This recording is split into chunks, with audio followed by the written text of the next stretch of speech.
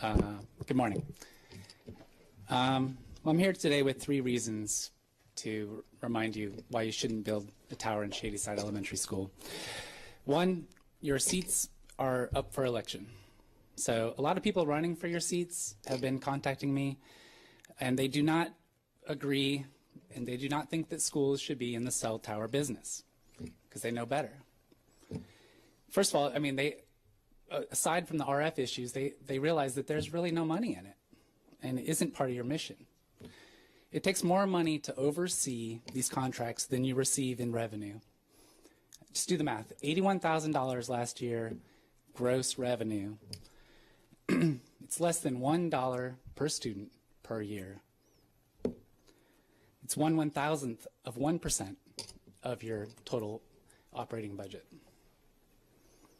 Number 2, I remind you that the wise words of County Councilman Chris Trumbauer.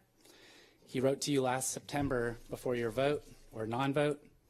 He wrote, quote, "I think that elementary school properties should maximize natural features such as trees and wetlands. A growing body of research suggests that access to nature has a positive effect on mental health and can reduce stress. I don't believe cell towers provide any tangible benefit to elementary schools. Please think about the overall impacts to school property and the students who spend so much of their days at those facilities. I urge you to reconsider policy to prohibit telecommunication towers on elementary schools," end quote. And 3, I have to bring up again the issue of honesty, transparency, and process.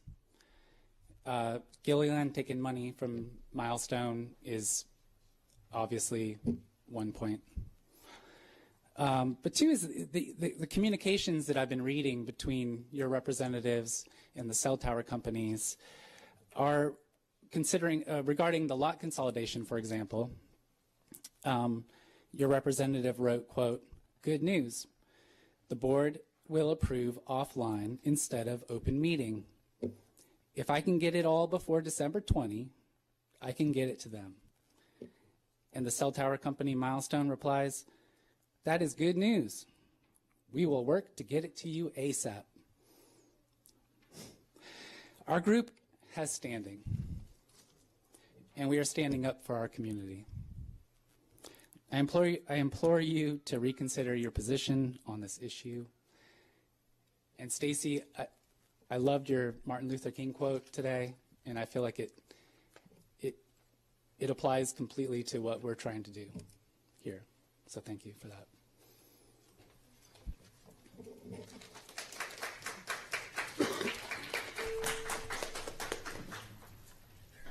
Ms. Sasser,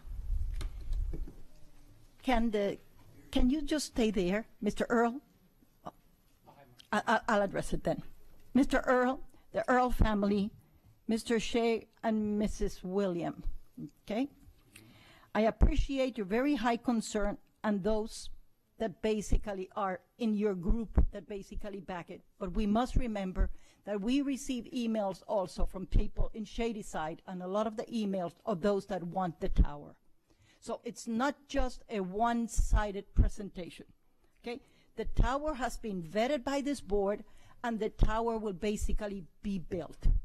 So, therefore, in view of this fact, I do suggest that basically you gear your attitudes towards something else, because one of the things that really bother me is for you people to stand here and basically attack one of our board members, Mr. Gilligan, when basically the money that was given to his campaign came after the fact that this has been voted by the board, and he decided then to run for the campaign, and Milestone contributed the money. That has nothing to do with basically this tower going into Shadyside. So I don't think that publicly you should accuse one of us of something that has happened after the fact. Okay. Sorry you take offense to, I would consider it constructive criticism. And I think what we're trying to do is to just make you aware that 1,000 people might want something, doesn't mean it's right. Okay?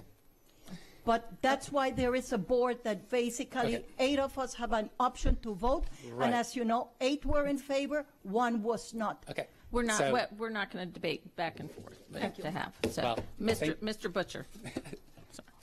Yes, the only thing I wanted to say is that obviously this is something that took place before I got on the board.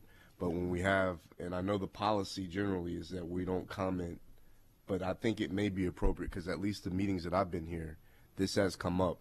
So whether it's this meeting or next meeting, which I assume that you're going to be at as well, it would be nice to just get a rundown publicly when we have individuals that are accusing the board of not acting in the best interest of the community. My 2 cents.